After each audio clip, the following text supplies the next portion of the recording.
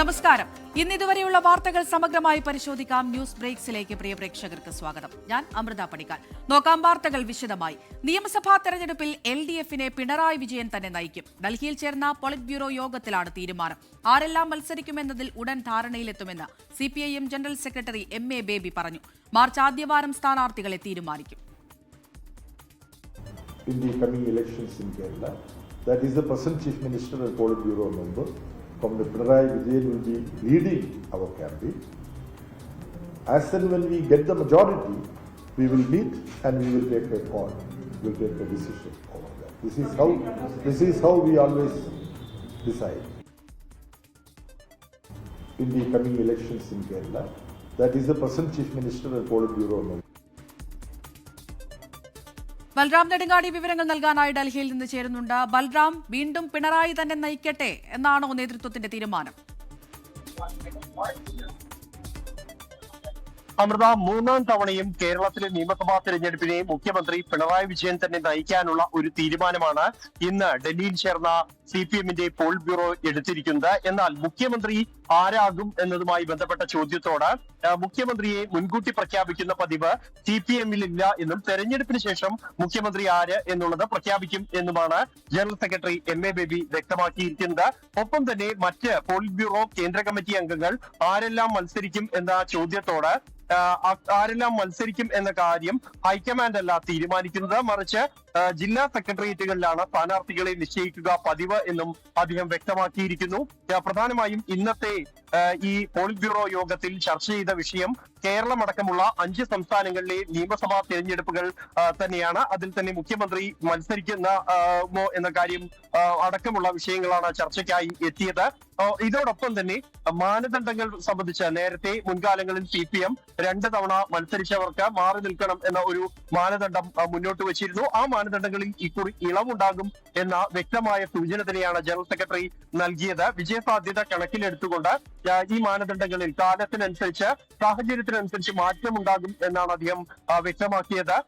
എന്തായാലും ഈ തെരഞ്ഞെടുപ്പിൽ മുഖ്യമന്ത്രി പിണറായി വിജയൻ തന്നെ മത്സരിക്കുമെന്ന് ഉറപ്പായിരിക്കുന്നു. പശ്ചിമ ബംഗാളിൽ അതേസമയം ഇത്തവണ പുതിയൊരു സഖ്യം രൂപപ്പെടുന്നു തെരഞ്ഞെടുപ്പിനായി എന്നുള്ളതാണ് ബംഗാൾ ഘടകം മുന്നോട്ട് വെച്ച ഇത്തവണ ഇടത് സഖ്യത്തോടൊപ്പം CPIMലും ഒപ്പം തന്നെ IFL എന്നീ 2 പാർട്ടികളും പ്രാദേശിക ഇടത് പാർട്ടികളും കൂടി ചേർന്നായിരിക്കും ഇത്തവണ സഖ്യമായി മത്സരിക്കുക.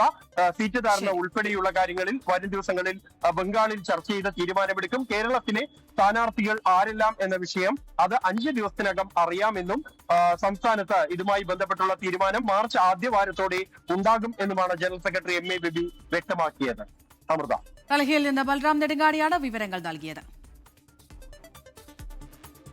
നിയമസഭാ തെരഞ്ഞെടുപ്പിലെ സ്ഥാനാർത്ഥി നിർണയം സംബന്ധിച്ച പ്രാഥമിക ചർച്ചകൾക്കായി CPIM സംസ്ഥാന സെക്രട്ടേറിയറ്റ് നാളെ ചേരും. ജില്ലാ നേതൃയോഗങ്ങൾ ചേർന്ന് പ്രാഥമിക നിർദ്ദേശങ്ങൾ സമർപ്പിച്ചിട്ടുണ്ട്. ഇതിനെ അടിസ്ഥാനമാക്കിയാകും സംസ്ഥാന സെക്രട്ടേറിയറ്റിലെ ചർച്ചകൾ. നിയമസഭാ തെരഞ്ഞെടുപ്പിന്റെ സ്ഥാനാർത്ഥി നിർണയം സംബന്ധിച്ച അനൗപചാരിക ചർച്ചകൾ പലതും നടന്നിട്ടുണ്ടെങ്കിലും CPIM ഔദ്യോഗിക ചർച്ചകളിലേക്ക് കടക്കുന്നത് ഇതാദ്യമാണ്. സ്ഥാനാർത്ഥികളുടെ പേര് നേരിട്ട് പരിഗണിക്കുന്നതിന് മുൻപ് പൊതുമാനദണ്ഡങ്ങൾ നിശ്ചയിക്കുകയാണ് നാളത്തെ സംസ്ഥാന സെക്രട്ടേറിയറ്റിന്റെ മുഖ്യ അജണ്ട. തിരഞ്ഞെടുപ്പിൽ മുന്നണിയെ ആര് നയിക്കണം, PB അടക്കമുള്ള നേതൃസമിതികളിൽ നിന്ന് ആരൊക്കെ മത്സരിക്കണം എന്നതിലാകും ആദ്യം ധാരണ രൂപപ്പെടേണ്ടത്. 2 തുടർച്ചയായി മത്സരിച്ചവരെ ഒഴിവാക്കിയാണ് 2021 സ്ഥാനാർത്ഥി പട്ടിക തയ്യാറാക്കിയത്. മുന്നണിയെ നയിക്കുന്ന ആളെന്ന നിലയിൽ പിണറായി വിജയന് ഇളവ് നൽകിയിട്ടുണ്ട്. ബാക്കിയുള്ളവർക്ക് ടേം നിബന്ധന തുടരണോ വേണ്ടയോ എന്ന കാര്യത്തിൽ സംസ്ഥാന സെക്രട്ടേറിയറ്റ് ധാരണയിലെത്തും. KK ശൈലജ, TP രാമകൃഷ്ണൻ തുടങ്ങിയ സീനിയർ നേതാക്കൾക്കും മന്ത്രിമാരായ സജി ചെറിയാൻ, വീണ ജോർജ് എന്നിവർക്കും വീണ്ടും മത്സരിക്കണമെങ്കിൽ ഇളവ് അനിവാര്യമാണ്. കണ്ണൂർ ജില്ലാ സെക്രട്ടറിയിൽ നിന്ന് വന്ന പട്ടികയിൽ നിലവിൽ KK ശൈലജയുടെ പേരില്ല. പലരുടെയും പേരുണ്ടാവില്ല. അതിൻ്റെ അർത്ഥം നിങ്ങൾ കേട്ടിരിക്കുന്നതും കണ്ടിരിക്കുന്നതും ശരിയായിരിക്കില്ല. ഞങ്ങളുടെ പാർട്ടി ഇത് സംബന്ധിച്ച് ആലോചന നടത്തി കഴിഞ്ഞിട്ടില്ല. നാളെ ഇതിൻ്റെ പ്രാഥമികമായ ആലോചന നാളെ സംസ്ഥാന സെക്രട്ടേറിയറ്റിലേ വരുന്നുള്ളൂ. 2 ടേം നിബന്ധനയിൽ കഴിഞ്ഞ തവണ മാറ്റി നിർത്തിയ ഡോക്ടർ TM തോമസ് ഐസക്കിനെ പോലുള്ള നേതാക്കളെ വീണ്ടും മത്സരിപ്പിക്കുന്നതിലും നാളത്തെ സെക്രട്ടേറിയറ്റ് ധാരണയിലെത്തും. 75 വയസ്സ് പ്രായപരിധി പിന്നിട്ടവരെ മത്സരിപ്പിക്കുന്നതിലും തീരുമാനമുണ്ടാകും. സംസ്ഥാന സെക്രട്ടേറിയറ്റ് നിർദ്ദേശങ്ങൾ സംസ്ഥാന സമിതി അംഗീകരിക്കുന്നതോടെ മാത്രമേ അന്തിമ തീരുമാനം ഉണ്ടാകൂ. 2021 തെരഞ്ഞെടുപ്പിൽ പൊതുസ്വതന്ത്ര അടക്കം 86 സീറ്റിലാണ് CPM മത്സരിച്ചത്. ഇത്തവണയും അത്ര തന്നെ സീറ്റിൽ മത്സരിക്കാനാണ് ധാരണ. 24 തിരുവനന്തപുരം.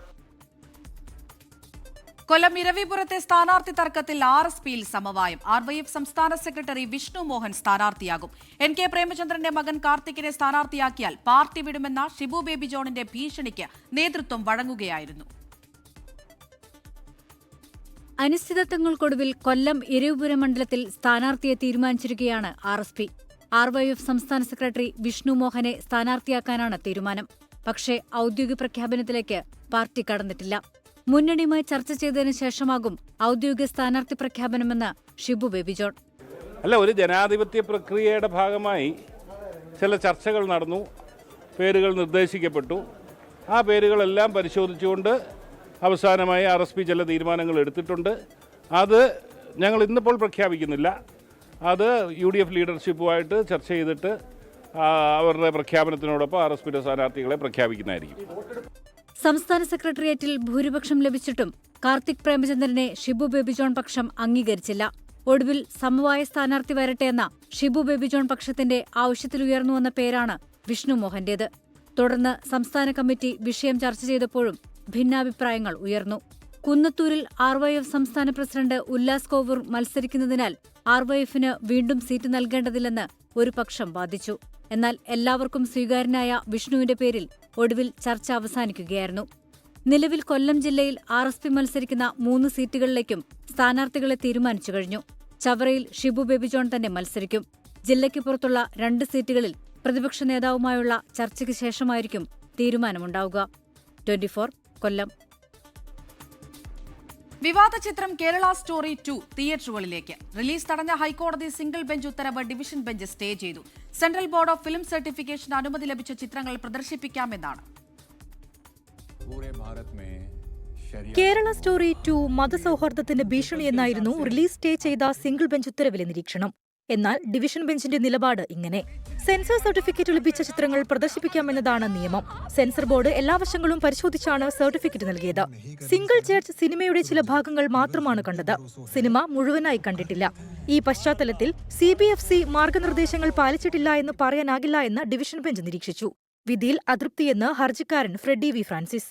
വിധിയിൽ ഹാപ്പിയല്ല.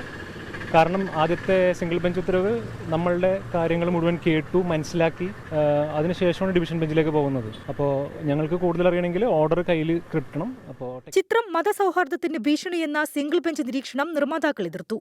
ചിത്രം ഇന്ന് റിലീസ് ചെയ്യാനായില്ലെങ്കിൽ വലിയ ബുദ്ധിമുട്ട് നേരിടേണ്ടി വരുമെന്നും കോടതിയെ നിർമ്മാതാക്കൾ അറിയിച്ചു. ഏറെ വിവാദങ്ങൾക്കൊടുവിൽ കേരള സ്റ്റോറി 2 ഗോസ് ബിയോണ്ട് എന്ന വിവാദ ചിത്രം ഇന്ത്യയിലെ 1500ഓളം തിയേറ്ററുകളിലേക്ക് എത്തുകയാണ്. മതേതരത്വ ഇന്ത്യക്ക് കത്രിക വയ്ക്കുന്ന ആശയമാണ് സിനിമ പ്രചരിപ്പിക്കുന്നത് എന്ന പ്രതിരോധമാണ് പുരോഗമന പ്രസ്ഥാനങ്ങൾ ഉന്നയിക്കുന്നത്. 24 കൊച്ചി. നടിയെ ആക്രമിച്ച കേസിലെ വിചാരണ കോടതി വിധിക്കെതിരെ ഹൈക്കോടതിയിൽ അപ്പീൽ നൽകി സംസ്ഥാന സർക്കാർ. ദിലീപ് അടക്കമുള്ള പ്രതികളെ വെറുതെ വിട്ടത് ചോദ്യം ചെയ്താണ് ഹർജി. 1-ാം പ്രതി പൾസർ സുനി ഉൾപ്പെടെ പ്രതികൾക്ക് പരമാവധി ശിക്ഷ നൽകണമെന്നും അപ്പീലിൽ ആവശ്യപ്പെട്ടു. നടി ആക്രമിക്കപ്പെട്ട കേസിന്റെ 2-ാം ഘട്ടം ഹൈക്കോടതിയിൽ തുടങ്ങുകയാണ്. വിചാരണ കോടതിയുടെ വിധി വന്ന് 78 ദിവസങ്ങൾക്ക് ശേഷം ഹൈക്കോടതിയിൽ സർക്കാർ അപ്പീൽ നൽകി. വിചാരണ നീതിപൂർവ്വം നടന്നില്ലെന്നാണ് ആരോപണം. ദിലീപ് അടക്കം 4 പ്രതികളെ വെറുതെ വിട്ടത് റദ്ദാക്കണമെന്നും കുറ്റക്കാരെന്ന് കണ്ടെത്തിയ 6 പ്രതികൾക്ക് പരമാവധി ശിക്ഷ നൽകണമെന്നുമാണ് സർക്കാരിന്റെ ആവശ്യം. വെറുതെ വിട്ട പ്രതികൾക്കെതിരെ ഗൂഢാലോചനയ്ക്ക് തെളിവുണ്ട്.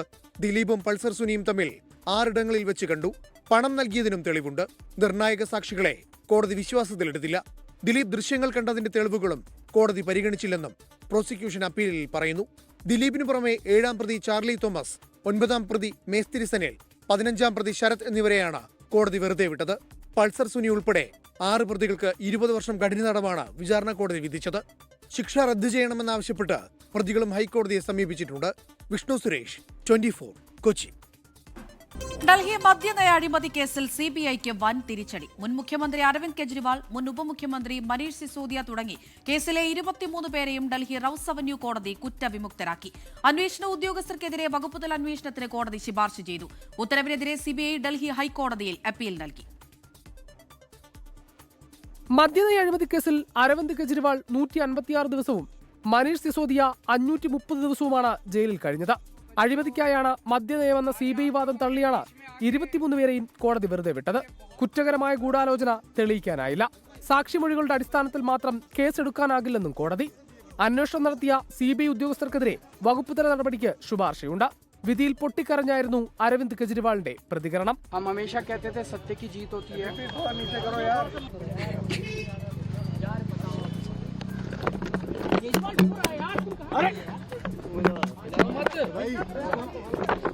കേസ് മോദിയും അമിത്ഷായും ചേർന്ന് നടത്തിയ ഗൂഢാലോചനയെന്ന് അരവിന്ദ് കെജ്രിവാൾ പറഞ്ഞു. മോദിജിനെ और अमित शाह जी ने मिलके आजाद भारत का सबसे बड़ा राजनीतिक षड्यंत्र रचा.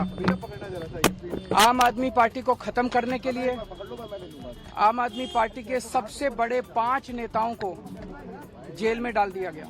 इन्होंने झूठा केस लगाया और आज ये साबित हो गया.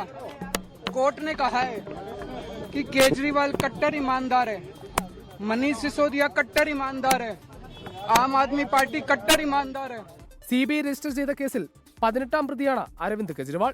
തെലങ്കാന മുഖ്യമന്ത്രി കെ ചന്ദ്രശേഖർ റാവുവിന്റെ മകൾ കെ കവിത, മലയാളിയായ വിജയ് നായർ എന്നിവരും കുറ്റവിമുക്തരായവരുടെ പട്ടികയിൽ ഉൾപ്പെടുന്നു.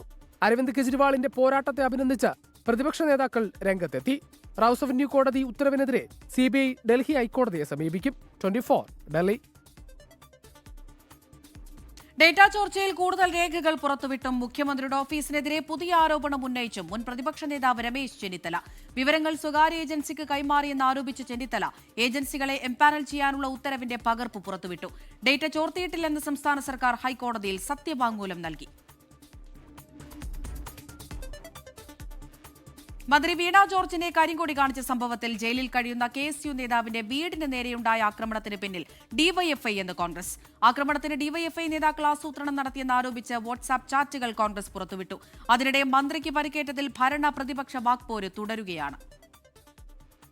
പുലർച്ചെ 3 മണിയോടെയായിരുന്നു വടകര തോടന്നൂരിലെ ബിദുൽ ബാലന്റെ വീടിന് നേരെ ബോംബേറുണ്ടായത്. മന്ത്രിയെ കരിങ്കൊടി കാണിച്ച സംഭവത്തിൽ ജയിലിൽ കഴിയുകയാണ് ബിദുൽ ബാലൻ. ബിദുലിന്റെ വീട് ഷാഫി പറമ്പിൽ MP സന്ദർശിച്ചു. ബിദുൽ ബാലന്റെ വീട് ഏതെന്ന് അന്വേഷിക്കുന്ന ഡിവൈഎഫ്ഐ നേതാവിന്റെ വാട്സാപ്പ് ചാറ്റ് കോൺഗ്രസ് പുറത്തുവിട്ടു. തിരുവള്ളൂർ ജനകീയ കൂട്ടായ്മ എന്ന വാട്സാപ്പ് ഗ്രൂപ്പിലാണ് ചാറ്റ്. ചാറ്റുകൾ കോൺഗ്രസ് പോലീസിന് കൈമാറി. ആക്രമണത്തിന് നിർദ്ദേശം നൽകിയത് മുഖ്യമന്ത്രിയെന്ന് കെ മുരളീധരൻ. ഒരു പൊളിഞ്ഞ തിരക്കഥ. ഇപ്പോൾ നടത്തുന്ന അക്രമങ്ങൾ ഇതിന് നേതൃത്വം കൊടുക്കുന്നത് മുഖ്യമന്ത്രിയുടെ അറിവോടുകൂടി തന്നെയാണ്. ഞാൻ ചോദിക്കുന്നത്, വീണ ജോർജിനെ ഈ കഥയുണ്ടാക്കിയത് മുഖ്യമന്ത്രിയല്ലേ? അതിൽ കനകോലുവിന് എന്താ പങ്കുള്ളത്? അത് പിണറായി കോലുവാണ് ഉണ്ടാക്കിയത്. കുഴപ്പം. അതേസമയം മന്ത്രിക്ക് പരിക്കേറ്റതുമായി ബന്ധപ്പെട്ട് ഭരണപ്രതിപക്ഷങ്ങൾ തമ്മിലുള്ള വാക്പോര് തുടരുകയാണ്. വീണ ജോർജിനും CPIM-നുമെതിരെ പ്രതിപക്ഷ നേതാവ്. എന്തിനാ ഓപ്പറേഷൻ ഇല്ല എന്ന് പറഞ്ഞപ്പോൾ തന്നെ അവർക്ക് ഭയങ്കര സന്തോഷമായില്ല. ഈ കത്രികയുടെ പേടിയുള്ളതുകൊണ്ട് പച്ചക്കള്ളവല്ലേ പറഞ്ഞത് മുഴുവൻ അഭിനയം മാത്രമായിരുന്നു. അഭിനയം. മന്ത്രിയെ ആക്രമിച്ചതിന്റെ തെളിവുകൾ ഹാജരാക്കാൻ ആവശ്യപ്പെട്ട് കോൺഗ്രസിന് ഡിവൈഎഫ്ഐയുടെ മറുപടി ഇങ്ങനെ. ഈ ബഹുമാനത്തോടു കൂടി പറയട്ടെ, ഞങ്ങളൊരു ഇനാം തിരിച്ചങ്ങ് പ്രഖ്യാപിച്ചാലോ? കേരളത്തിലെ പ്രതിപക്ഷ നേതാവിന്റെ മുട്ടുകാല് തല്ലിയൊടിച്ച് വരുന്നവർക്ക്, അതിന് ദൃശ്യങ്ങളില്ലാതെ തല്ലിയൊടിച്ച് വരുന്നവർക്ക് ഞങ്ങളൊരു ഇനാം പ്രഖ്യാപിച്ചാലോ? ഇതിനിടെ ചികിത്സയിലായിരുന്ന ആരോഗ്യമന്ത്രിക്കൊപ്പം ആരോഗ്യ പ്രവർത്തകർ സെൽഫി എടുത്ത സംഭവത്തിൽ പരിയാരം മെഡിക്കൽ കോളേജിനോട് മന്ത്രിയുടെ ഓഫീസ് വിശദീകരണം തേടി. മന്ത്രി ഡിസ്ചാർജ് ആകുന്നതിന് തൊട്ടുമുൻപ് ICUവിൽ വെച്ചാണ് ഫോട്ടോ എടുത്തത്. മന്ത്രിയുമായുള്ള വ്യക്തിപരമായ അടുപ്പം കാരണം താൻ അങ്ങോട്ട് ആവശ്യപ്പെട്ടതനുസരിച്ചാണ് ഫോട്ടോ എടുത്തതെന്നാണ് ആരോഗ്യ പ്രവർത്തകയുടെ വിശദീകരണം. 24 കണ്ണൂർ. First on 24. തിരുവനന്തപുരം നഗരൂരിൽ പോലീസിനെ തടഞ്ഞ് ഡിവൈഎഫ്ഐയുടെ അതിക്രമവും അസഭ്യവർഷവും. നഗരൂർ SI ഉൾപ്പെടെയുള്ള പോലീസ് സംഘത്തെയാണ് തടഞ്ഞു നിർത്തി ആക്രമിക്കാൻ ശ്രമിച്ചത്. കോൺഗ്രസ് ഫ്ലക്സ് ബോർഡുകൾ തകർത്ത ഡിവൈഎഫ്ഐ പ്രവർത്തകർക്ക് നോട്ടീസ് നൽകാൻ പോയ പോലീസ് സംഘത്തിന് നേരെയായിരുന്നു അക്രമം. ദൃശ്യങ്ങൾ 24-ന്.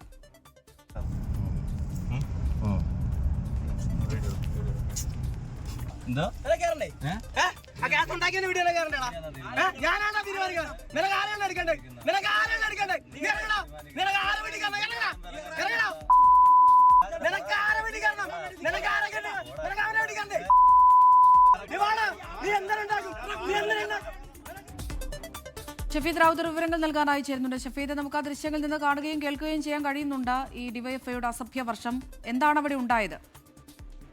അമൃത, തിരുവനന്തപുരം നഗരൂരിലാണ് നടു റോഡിൽ പോലീസിനെ തടഞ്ഞുള്ള ഡിവൈഎഫ്ഐയുടെ കയ്യൂക്കും അവരുടെ അസഭ്യവർഷമടക്കമുള്ള കാര്യങ്ങളും നമുക്ക് ഇപ്പോൾ കാണാൻ സാധിക്കുന്നത്. ആ ദൃശ്യങ്ങൾ അത് വ്യക്തമാക്കുകയും ചെയ്യുന്നുണ്ട്. കഴിഞ്ഞ ദിവസം ആരോഗ്യമന്ത്രി വീണ ജോർജിനെതിരായിട്ടുള്ള KSU ആക്രമണം എന്നുള്ള കാര്യത്തിൽ അവിടെ ഡിവൈഎഫ്ഐയുടെ പ്രതിഷേധമുണ്ടായിരുന്നു. ആ പ്രതിഷേധത്തിൽ ഈ നടത്തിയിട്ടുള്ള പ്രതിഷേധ പ്രകടനത്തെ തുടർന്ന് കോൺഗ്രസിന്റെയും യൂത്ത് കോൺഗ്രസിന്റെയും ഫ്ലെക്സ് ബോർഡുകൾ അടിച്ചു തകർക്കുകയും മാത്രവുമല്ല ചില കാര്യങ്ങൾ നശിപ്പിക്കുകയും ചെയ്യുന്ന ഒരു സാഹചര്യം ഉണ്ടായി. ഇതിൽ പ്രതികളായിട്ടുള്ള ഡിവൈഎഫ്ഐ പ്രവർത്തകരുടെ വീട്ടിൽ നോട്ടീസ് നൽകാൻ പോയതാണ് നഗരൂർ SI ഉൾപ്പെടെയുള്ള സംഘം.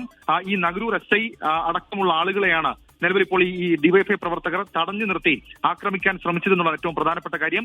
2 പ്രതികളുടെ വീട്ടിൽ നോട്ടീസ് നൽകിയ ശേഷം 3ാമത്തെ പ്രതിയുടെ വീട്ടിലേക്ക് പോകുമ്പോഴാണ് ഡിവൈഎഫ്ഐ പ്രവർത്തകർ സംഘടിച്ച ഒരു കാറിലേക്ക് എത്തുകയും പോലീസ് ജീപ്പ് നടു റോഡിൽ മറ്റൊരു വാഹനം ഉപയോഗിച്ച് തടഞ്ഞു നിർത്തുകയും തുടർന്ന് ഈ പോലീസ് ജീപ്പിന്റെ മുൻപിലുണ്ടായിരുന്ന SIയെ വലിയ രീതിയിൽ അസഭ്യം വിളിക്കുകയും ചെയ്തു. ആ ദൃശ്യങ്ങളിൽ അത് വ്യക്തമാണ്. മാത്രവുമല്ല ഇറങ്ങി വന്നാൽ കയ്യേറ്റം ചെയ്യും, മാത്രവുമല്ല അടിച്ചു മുഖം പൊളിക്കുമെന്നൊക്കെ ആ ഡിവൈഎഫ്ഐ പ്രവർത്തകൻ ആക്രോശിക്കുന്നത് ആ ദൃശ്യങ്ങളിൽ വ്യക്തമാണ്. ഇതുമായി ബന്ധപ്പെട്ട് പോലീസ് പകർത്തിയ മറ്റൊരു ദൃശ്യവുമുണ്ട്. അത് ഈ വീട്ടിൽ നോട്ടീസ് നൽകാൻ പോകുമ്പോൾ നിന്നെ ഇനി ആ കസേരയിൽ ഇരുത്തില്ല എന്നൊക്കെയുള്ള ആക്രോശവും അലറി വിളിക്കലും പോലീസിനെ വിരട്ടലുമൊക്കെയാണ്. ഇക്കാര്യത്തിൽ പോലീസിന് വലിയ തരത്തിൽ അതൃപ്തിയുണ്ട്. മാത്രവുമല്ല ഈ സംഘർഷങ്ങൾക്ക് പിന്നാലെ നഗരൂർ പോലീസ് സ്റ്റേഷനിലേക്ക് മടങ്ങിയെത്തിയ പോലീസ് സംഘത്തെ ഫോളോ ചെയ്ത് ഈ ഡിവൈഎഫ്ഐ പ്രവർത്തകർ എത്തുകയും ഈ പോലീസുകാർക്കെതിരെ അല്ലെങ്കിൽ പോലീസുകാർ അസഭ്യം വിളിച്ചു അവർക്കെതിരെ നടപടിയെടുക്കണം എന്നൊക്കെയുള്ള കാര്യങ്ങൾ അവർ ആവശ്യപ്പെടുകയും ചെയ്യുന്നുണ്ട്. എന്നാൽ ദൃശ്യങ്ങളിൽ ആദ്യം ഡിവൈഎഫ്ഐ പ്രവർത്തകർ തന്നെ പോലീസിനെ തടഞ്ഞു നിർത്തുന്നതും അസഭ്യം വിളിക്കുന്നതുമാണ് കാണാൻ കഴിയുന്നത്. ഷഫീദ് റാവുത്തറാണ് വിവരങ്ങൾ നൽകിയത് തിരുവനന്തപുരത്ത് നിന്ന്. പ്രധാനമന്ത്രി നരേന്ദ്രമോദിയെ പുകഴ്ത്തി ശ്രീകുമാരൻ തമ്പി. ജീവിതത്തിൽ ഒരു രാഷ്ട്രീയ നേതാവിനോടും തോന്നാത്ത ആദരവ് തനിക്ക് മോദിയോട് തോന്നി. ട്രംപ് പോലും മോദിയെ ഭയപ്പെടുന്നു. ഡൽഹിയിൽ പ്രധാനമന്ത്രിയെ കണ്ട ശേഷം മാധ്യമപ്രവർത്തകരോട് സംസാരിക്കുകയായിരുന്നു ശ്രീകുമാരൻ തമ്പി. കേരള എന്നത് കേരളം എന്നാക്കിയതിൽ പ്രധാനമന്ത്രിയെ കണ്ട് ശ്രീകുമാരൻ തമ്പിയും വി മധുസൂദനൻ നായരും ജോർജ് ഓണക്കൂറും നന്ദി അറിയിച്ചു. ആദ്യമായിട്ട് ഇപ്പോൾ കേരള എന്നുള്ള സംസ്ഥാനം കേരളം എന്ന് ഔദ്യോഗികമായി അംഗീകരിച്ചു. അതിന് നമ്മുടെ പ്രധാനമന്ത്രിയോട് നന്ദി പറയാനാണ് ഞങ്ങൾ വന്നത്.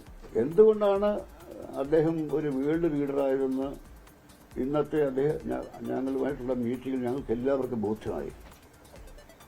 കാരണം അദ്ദേഹം സംസാരിച്ചത് സാഹിത്യത്തെക്കുറിച്ചും സമൂഹത്തെക്കുറിച്ചുമാണ്. അത് ഞങ്ങളുടെ വിഷയം സംസാരിച്ചത് എന്ന് മാത്രമല്ല, ഞങ്ങളിൽ ഒരാളായിട്ട് പോലും ഞങ്ങളെക്കാൾ താഴെ നിന്ന് സംസാരിക്കുന്ന ഒരാളിന്റെ വിനയത്തോടുകൂടിയാണ് അദ്ദേഹം സംസാരിച്ചത്. എനിക്ക് പോലും ഇതൊരു പാഠമാണ്, എങ്ങനെ പെരുമാറണം, മനുഷ്യരോട് എങ്ങനെ പെരുമാറണം. ന്യൂസ് ബ്രേക്സ് പൂർണ്ണമാകുന്നു. ഇനി പൊതുജനം കഴുതയല സാർ എന്ന പരിപാടി കാണാം. ബി ദിലീപ് കുമാർ ചേരും. നമസ്കാരം.